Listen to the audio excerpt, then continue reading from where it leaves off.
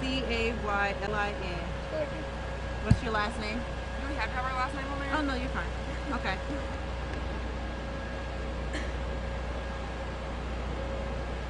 Amber, are y'all doing this live?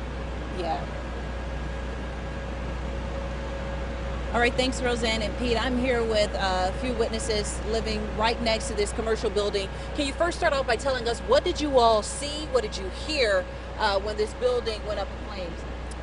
We were just sitting in the living room and we heard like a weird sound. It kind of sounded like a crash, but we just weren't sure about it. We looked out the window. Our living room's like right there, so we looked out the window. We didn't see anything, no cars or nothing. And so we just kind of sat there, and then I started smelling something. I was like, "Do you smell that?" And she was like, "No, I don't really smell anything." And so we waited a few more minutes. I was like, "No, something's burning." So she looked outside, and she was like, "Okay, the building next door is on fire. Like it's up in flames." And so I don't know what you did. Well, we went in panic. I even tried to pull the water hose out. Didn't reach. It didn't reach. But we didn't see anybody pull off. But while we were out here, there were people running up and down the road with their phones out, hollering and all that. So we just got the fire department and police down here, and that's about all we could do. Before the firefighters got to the scene, were you guys able to walk around and kind of see where the fire, what area it was coming from? Yeah, it was right here in this side window, the first window right here to far left. It looked like it had a hole in the window, so it looked like somebody threw something through the window.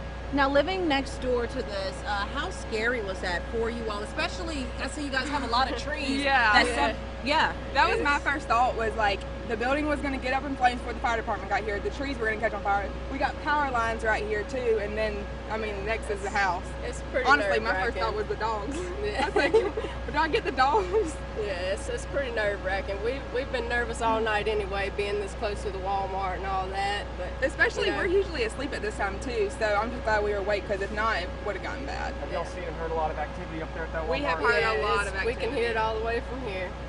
Yep. Wow. Can you kind of give us an idea of what you guys been hearing? I'm sure loud music. Yeah, loud music, hollering. Yeah, it's just we've been hearing a bunch of sirens. Honking. We're all for the protest. We just we didn't want any building damage, but we know people will do what they do. And yeah, we definitely don't want any confusion. Like we're all for absolutely. like justice and stuff like that, but stuff like this is just, this building it's just a random little building. I just feel like it was just caught on fire. Just somebody's business. Yeah, exactly. And I don't see. I don't know. Do you know the name of the business or what type of business? I think it's an attorney's office. An attorney's office. Okay. A really small one. Okay. And can you kind of tell us how long did it take before they were able to get the fire under control?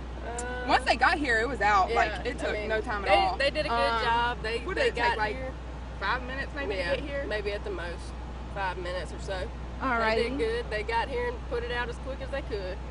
And do you guys care to share your name or? I'm Shelby Morgan. Shelby Morgan. Caylin. All right. Thank you so much. You're welcome. All righty.